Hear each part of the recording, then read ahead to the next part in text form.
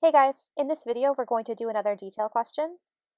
Detail questions, as a reminder, are those questions where they ask you about a very specific detail from the passage, and the answer is always going to be either basically a paraphrase of something that's stated in the passage or a direct quote from the passage.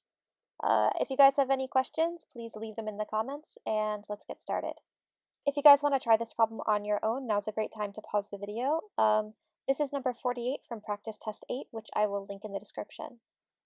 This question is asking us which choice describes a scenario in which the model predicts that a Venus flytrap will not close around an insect.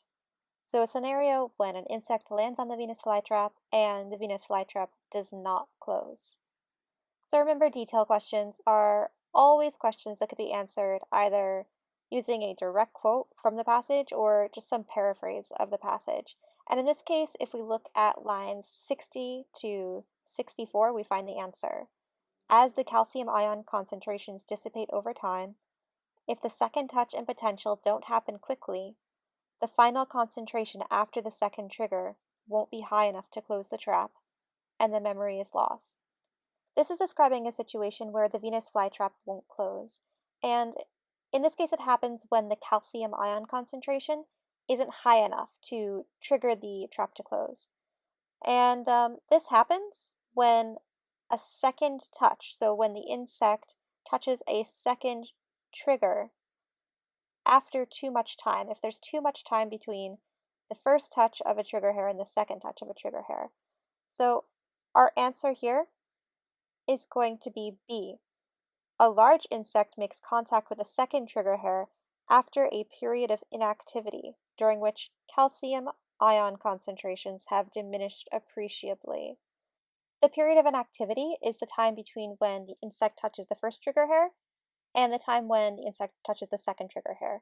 And during that time, the calcium ion concentration drops so low that even when the insect touches the second trigger hair, the trap is not sprung.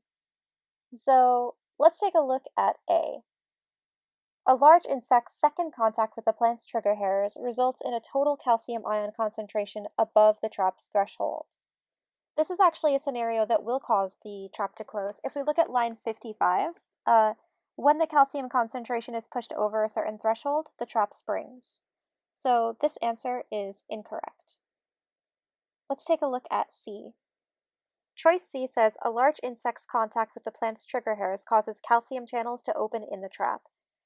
This is a description of the process that will eventually cause the trap to spring closed.